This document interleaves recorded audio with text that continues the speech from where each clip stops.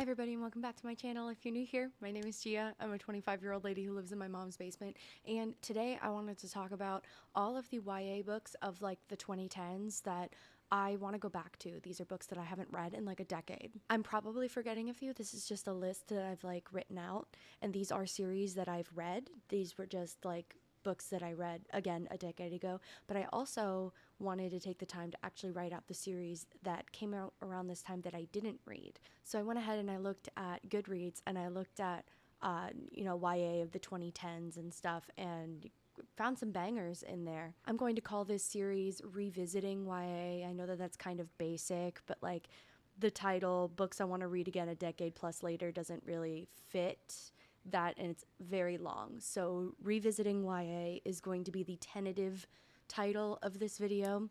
Tentative title of this series, rather. And as I go along on my journey, I not only want to read books that are new releases, but still go back and like revisit media that I've read previously that I may have forgotten about, or like I remember being really important to me as a teenager, but are they really as good as they are now, or do they hold up, or whatnot? So I want to take a critical eye to the books that I read, a decade ago. A very important thing to bring up is the story that I always tell people. What really turned me to fantasy is two books, specifically two authors. One of them is Tolkien, of course. I remember being in the 6th grade and going into the library, and the Harry Potter section was all the way on the far right and had its own like little shelf, but immediately next to it was the tail end of the fantasy section. And I remember looking at The Hobbit, and I had no idea at the time when I was that young that The Hobbit was a prequel to The Lord of the Rings. At that time, I wasn't even like a big fantasy fan at this point. Like, my biggest intro into fantasy was Harry Potter.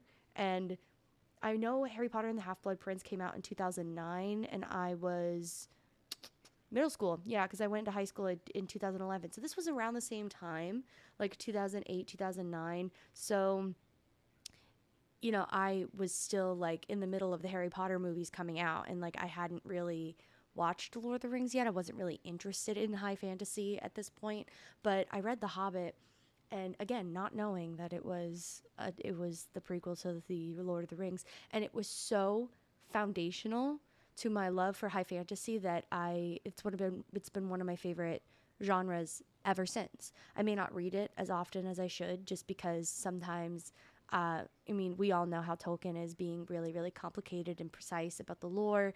And sometimes, like, I just want to have a good time, like, turn my brain off. Like, I don't really want to have to think or memorize things.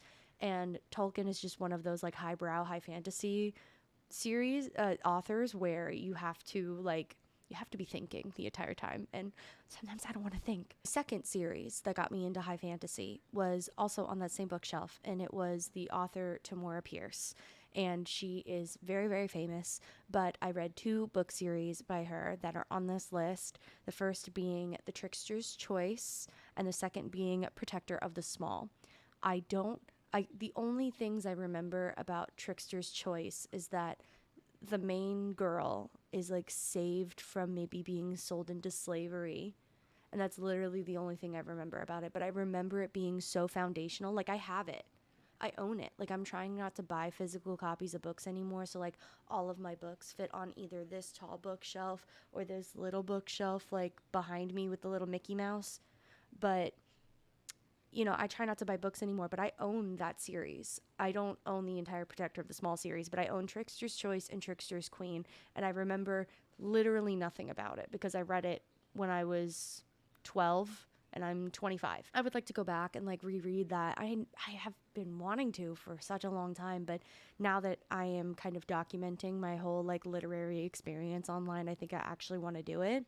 And Protector of the Small, this is actually considered a sequel series, and I never read the prequel series. The prequel series being, I believe, The Lioness, or The Chronicles of the Lioness. It's about a woman, her name is Alana, and she becomes like this really famous woman knight in a kingdom where this is really unprecedented. I wasn't sure if during her time, if maybe it was illegal, and she was like the first. But the sequel series that I read in Protector of the Small, her daughter, whose name I don't remember, she becomes a woman knight, and she goes through the trials and tribulations of like not only becoming a woman knight in a society where it doesn't fully accept her, but having to live up to her mother's legacy because her mother was like such a famous woman knight that she has to also live up to her mother's legacy. And that's the only thing I remember about it. Hi, editing Gia here. I come to you with some breaking news, a truly tragic thing to report. I was wrong. I know, something that does not happen often. So the book series I mentioned by Tamora Pierce said about Alana, who was like the first lady knight, or like this big lady knight. Her daughter is actually the protagonist in A Trickster's Choice. And then in Protector of the Small, it's in the same universe. And I knew the girl's name was Kel, but I didn't want to be wrong. Kel in Protector of the Small really idolizes Alana. So a little bit of a difference there, where Trickster's Choice is about Alana's daughter and Kel just idolizes Alana. So it like has it. This is Alana is still important. Her series I have not read. The other two I have. So anyway, I just had to come and report that I was wrong. The next series I want to revisit, like when I tell you I was screaming, crying, throwing up reading these books, it's the Goddess Test series by Amy Carter. I'm screaming, crying, throwing up. So good. So underrated. Honest to God, you should all go read it. I remember it's quite literally, like there's Persephone and Hades retellings, and then there's like Girl Next Door becomes married to Hades retellings, you know? So I don't remember what our main girl's name is, but I remember in the first book, like her mom had cancer, and it starts out like they tell you she's like a 17-year-old girl and her mom is dying of cancer, and I believe she makes a deal with Hades to like save her mother's life in exchange for becoming queen of the underworld, and then things just kind of take off from there, and then all the gods and goddesses are involved, and there has to like her mom may or may not be secretly Demeter. I don't remember, but when I tell you this series like was so good, I still remember, like, I used to have such a visual mind when I was younger, back when I was able to actually generate thoughts. I remember certain parts of this book, like things that I had visualized in this book so clearly, even to me now, that I want to go back and experience that again as a 25-year-old lady living in her mother's basement. I remember this. Maybe like Test being our main girl has to prove herself worthy of becoming the Persephone of the story. I don't know. I don't remember. Just remember her mother had cancer and she ended up marrying Hades, and he was hot. That's all I got. Next, another series that had me in an absolute chokehold was Delirium by Lauren Oliver. Now, the movie Before I Fall came out, 2015? 14? Something. Lauren Oliver had another book called Before I Fall, and the actress that played the main girl was Zoe Deutsch, who also was in a movie for another book series that's on this list. Spoiler alert. But she had another series by the name of Delirium. And this one I remember a little bit better because I read it a couple of years later. Like this, Trickster's Choice and Protector of the Small, these were books that I read when I was in like middle school. But Delirium and Goddess Test I read when I was like 15, 16-ish. Like 16 is probably the best time that I read this. So this is almost a decade ago for me. But Delirium is a dystopian trilogy. It was Dystopian Pandemonium and Requiem. It was a dystopian series where experiencing and feeling feelings of love were considered a disease, that love was considered a disease, and like feeling things was considered bad. So when you reached a certain age, you like went to go get your love button turned off so you could never love again. And again, I don't remember what our main girl's name is. But I know that her mother may or may not have S-worded, so she's like carrying that around with her, because sometimes the surgery would fail and you would still feel these feelings of love, and then you would feel like an outsider because everybody is like, get away from me, like love is a disease, it is infectious. But then it kind of turns into like a dystopian like revolution situation where they're all fighting back, where they're all realizing that having love and experiencing love is actually like a deeply human emotion that we should all feel actually. And so it's like the anti-love versus the love army, and of course love prevails like it always does in the end. So It's like a revolutionary type dystopian novel where our main girl joins this revolution army and fights on the side of love, quite literally. Like I mentioned, Lauren Oliver movie Before I Fall had Zoe Deutsch in it. I will also be revisiting Vampire Academy, which also had a movie that y'all paid dust. Y'all paid dust. That movie is not as bad as it. Okay, it's pretty bad, but it's not. It was the best that we had, okay? Like, was the actor who played Dimitri what I expected? No. Was I still screaming, crying, throwing up while watching it? Abso-fucking-lutely. So, this is the second movie that I was talking about with Zoe Deutsch in it, which she was a very good Rosemary. Anyway, I reread the first Vampire Academy pretty recently, like I'd say probably about a year and a half ago at this point. I reread it because I got the bug. Like I've read the series twice, I think, and I think I read it once when I was 16 and the second time when I was 18, and then I didn't touch it again. And then last year, sometime when I was in college, I loaned out the first book to somebody, and I don't remember who it was, but they never returned it. So about a year ago, when I was like in my mental breakdown era, I remembered that I didn't have the first Vampire Academy book, and I got bit by that bug again. So I went to every Barnes and Noble in town that I could go to and found another copy of the Vampire Academy. I know what you're thinking. Gia, the bipolar disorder was right there the entire time. I picked up the first book and I read it in 3 hours. Now my Depakote's doing some work, so don't mind me. Was the mental illness there the entire time? Yeah. Did I know? No. I'm working on it, okay? I'm learning to accept her. So I got bit by the Vampire Academy bug like a year ago, and I reread the first book, and I read it in 3 hours, like screaming, crying, throwing up. What can I tell you? And it was so good. I picked up the second book, and then immediately set it back down because the bug was gone. The bug had left the room. The second book, Frostbite, has been sitting on the back of my toilet for a year now. It's actually, I bought a over the toilet organizer, and it's sitting on the shelf above my toilet for the last year. So that's where we're at right now.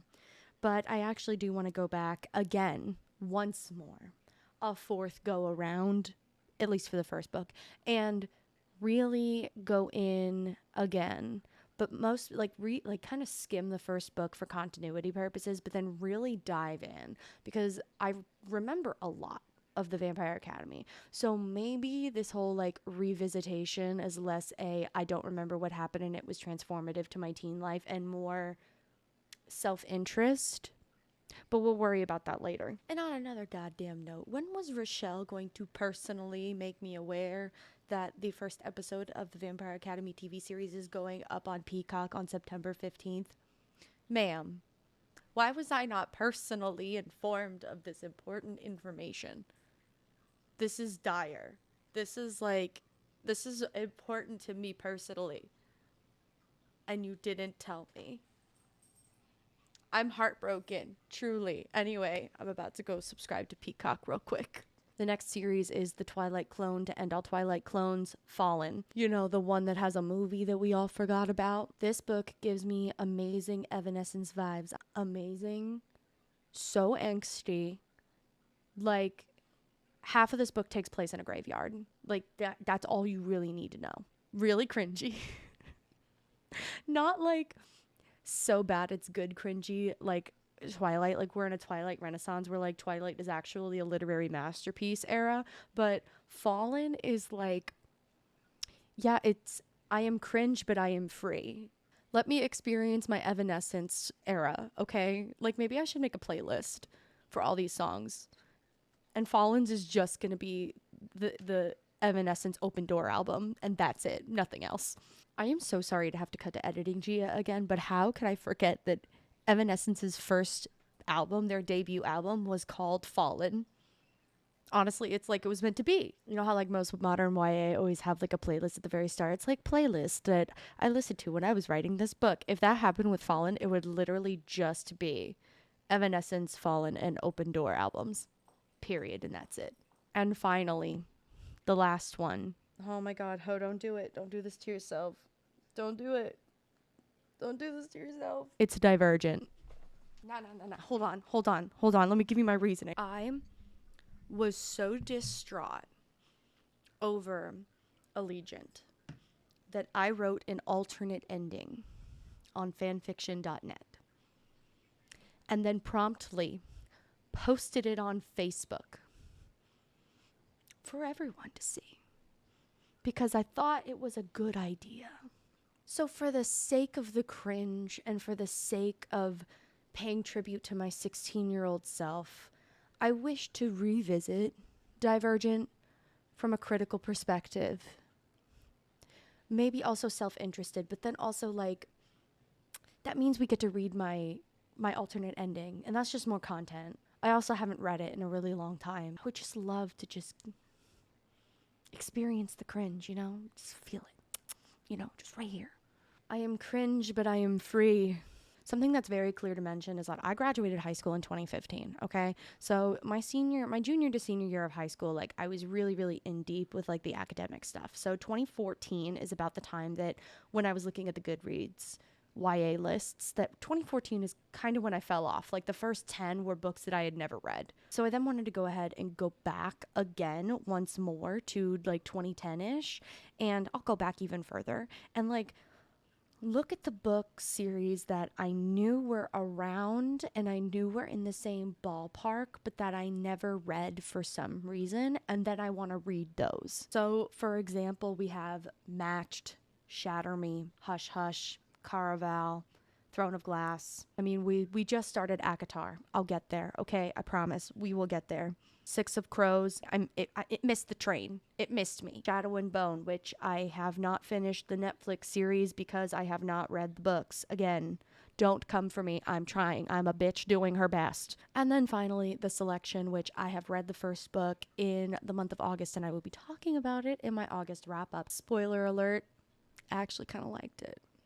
Can we just talk about how, like, 2013 was, like, the age of YA? Like, 2013, the girlies were screaming, crying, and throwing up, truly. Like, on the list of, like, the top 7 books, you had Allegiant, you had Clockwork Princess, you had Requiem, The House of Hades, which is where I stopped in the Heroes of Olympus series. I know, okay? I know, okay? We'll go back. We'll get there. So, yeah, this is basically, like, me trying to kind of nail down, like, not only the books that I want to revisit, like, literally a decade later, like books that were so transformative to me, like whereas establishing my favorite genres or like favorite kinds of like tropes and relationships in books, and also my relationship to books, but then also on the flip side, looking at the books that were around in the same time but just I never got around to. So this is all like a dedication to appreciating my 16-year-old self, and like she was going through a lot. Maybe she needs a hug. My 16-year-old self needs a little bit of a hug. She was not having a great time. I really did use books as escapism, and I really did use it as a way to get myself out of the situations that I was in, even if I didn't truly know it. In a really not great relationship at the time. Like my first real relationship at the time was not my best, and it really poisoned me with false ideas of what a healthy relationship looks like. So it poisoned me with not understanding like what healthy tropes are in relationships and media. So I developed unhealthy attachments. It really gave me a false idea of what love was. And like when I was in that horrible of a relationship at 16 years old, and then I read 50 Shades of Grey, my first entrance into erotica, even though I should not have been reading it at that age, it really like poisoned me into not understanding what love was, like what intimate relationships were. So I really want to go back as an older, wiser woman who has been through what I've been through, and kind of go back and knowing how I felt about these books and about certain media. I want to go back and actually re-experience it as somebody who has healed from that trauma as well. Like, I'm not going to reread 50 Shades of Grey, though. You won't catch me doing it. I've done it twice, okay? And I'm definitely going to talk about, my unhealthy relationship with certain forms of media, and like not idolizing, but looking at unhealthy relationships in erotica and romance as things to aspire to have. I'm definitely going to talk about that in my secret little project about one of my favorite paranormal romance series of all time by a author that I generally do like. Like her earlier stuff definitely has some red flags in it, and I will bring up that, you know, it's not great. Like, are there some unhealthy relationship things that happen in some of her series? Absolutely, and I will call them out. But when I was 16, I didn't know any better.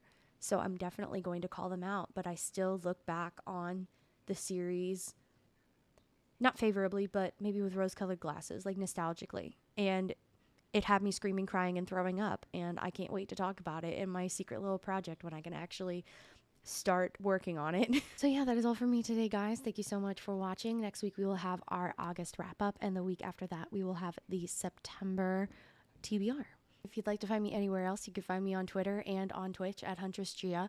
I have a Twitch VOD that goes up every single Wednesday, and I have a new video every single Friday, unless otherwise stated, because of who I am as a person. But I have things planned out for a little while, so we should be good with that kind of schedule. Up in the future, I need to get some shorts uploaded, get some old Twitch clips going. So we'll see. I'm working on that. It's a work in progress. Remember to drink water and be nice to each other and exude kindness and empathy with everything that you do. I will see you guys in the next video.